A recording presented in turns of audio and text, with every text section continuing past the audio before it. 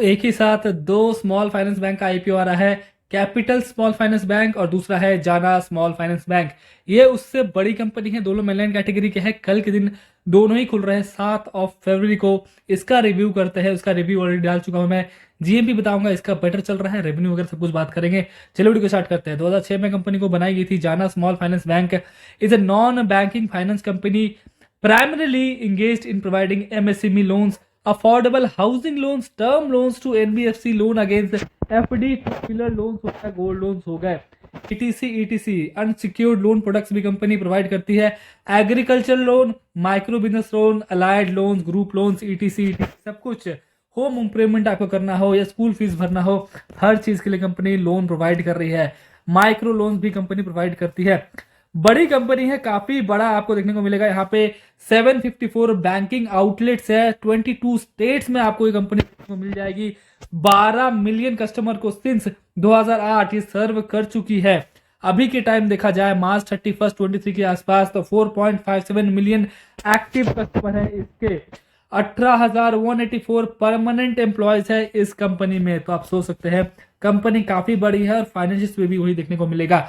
आप देखेंगे एसेट 25,000 करोड़ का एसेट कंपनी के पास निकल के आता है। 21, 22 और 23 का मैं कंप्लीट डेटा दे रहा हूं, 6 महीने का डेटा और है। 25,000 करोड़, बहुत बड़ी कंपनी। रेवेन्यू 2700 करोड़ से 3,000 करोड़ और फिर ऑलमोस्ट 3700 करोड़ तक कंपनी का रेवेन्यू पहुंचा है, जो कि मैसिवली बहुत तगड़ा है। लास्ट ईयर मतलब इस साल जो कंपनी ने डेटा मौजूद किया है 255 करोड़ का पीएटी निकाल के दिया है। देखिए पीएटी लास्ट ईयर उसके लास्ट ईयर से थोड़ा कम हुआ था, बट अगेन बहुत ही अच्छा जंप यहाँ पे कंपनी ने दिखा है। और इस साल भी कंपनी 6 महीने में बहुत अच्छा प्रॉफिट कर चुकी है, यानी कि साल का जो डेटा आएगा वो उम्मीद करता हूं बेटर निकल कर आएगा। नेटवर्क कंपनी की लगातार बड़ी है, रिजर्व एंड सरप्लस कंपनी के लगातार बड़े हैं और साथ ही साथ टोटल बोरिंग भी बड़ी है। देखिए टोटल बोरिंग ऐसे फाइनेंस कंपनी कुछ भी हो, स्मॉल फाइनेंस बैंक हो या जो भी हो, इनके ऊपर आपको टोटल बोरिंग अच्छी खासी देखने को मिलेगी हर जगह। तो बोरिंग यहाँ पर ज्यादा है ही, कोई बात नहीं, मैनेज किया जा सकता है।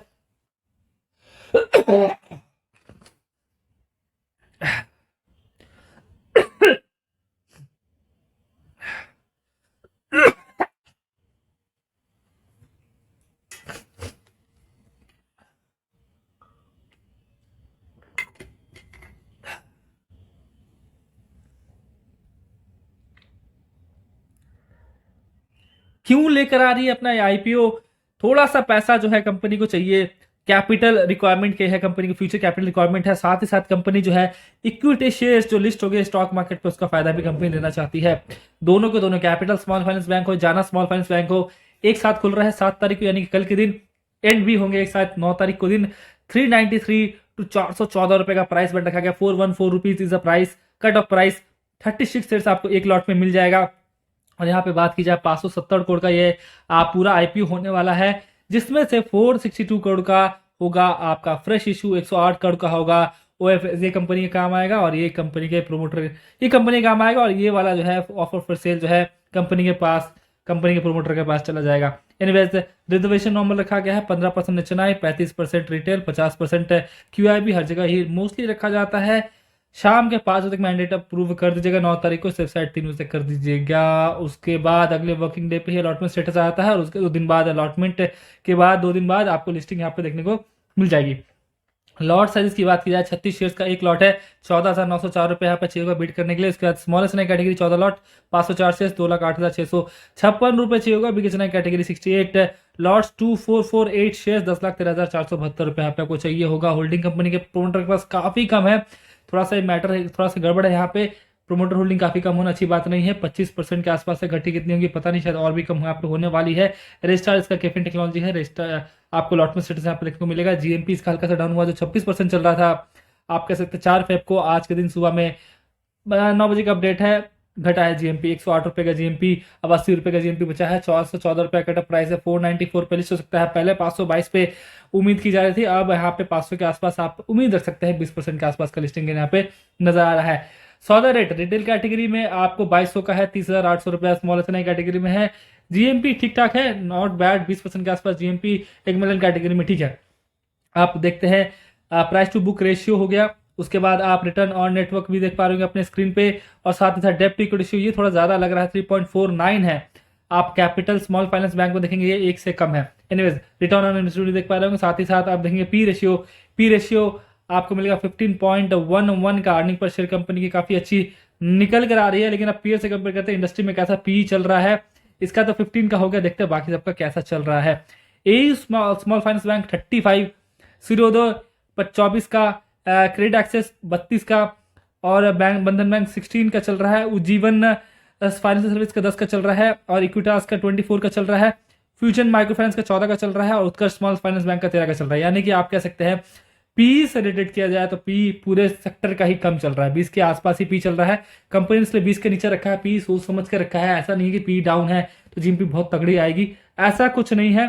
पूरे इंडस्ट्री का पी थोड़ा कम ही है, तो पी कंपनी ने सोच समझ के वैल्यूएशन जो रखी है वो सही रखी है। जीएमपी ठीक ठाक है, कंपनी के फाइनेंशियल अच्छे लग रहे हैं, अभी तक ऐसा देखने को लग रहा है कंपनी के फाइनेंशियल अच्छा ग्रोथ देखने को मिल रहा है। कंपनी के प्रोमोटर के पास काफी कम होल्डिंग है, नेगेटिव हो जाता है। जीएमपी कंपनी की अच्छी चल रही है, जो कि अगेन पॉजिटिव हो जाता है। अब आप बात करते हैं यहाँ पे अप्लाई करने लायक है कि नहीं। अगर दोनों में अगर कंपेयर किया जाए तो कैपिटल स्मॉल फाइनेंस बैंक से काफी बड़ी कंपनी लग रही है, और ये ज्यादा मुझे बेटर इन्वेस्टमेंट लग रहा है अगर लेना है तो।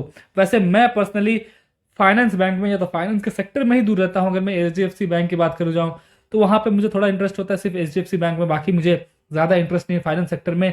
मुझे खास ये पसंद नहीं आता, मुझे थोड़ा सा रिस्की लगता है। एक छोटी सी न्यूज, एक थोड़ा सा बड़ा घपला, एक थोड़ा सा डिफॉल्ट करना, और शेयर के प्राइसेस ऐसे गिरते हैं, ठीक है, और बढ़ भी सकते हैं, और रेगुलर को इनकम हो सकती है आपका, हो सकता है अच्छा प्रॉफिट हो जाए, और आपको ये आईपीओ आसानी से मिल भी जाए, क्योंकि हो सकता है सब्सक्रिप्शन भी कम रहे।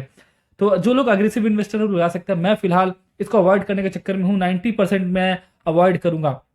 अगर इसका जीएमपी बढ़ता है 30%, 25% के ऊपर जाता है, थोड़ा भी ऊपर और जाता है, तो मैं एक बार को लगाने की सोचूंगा, जिसका वीडियो मैं फाइनल एडिशन में बताऊंगा।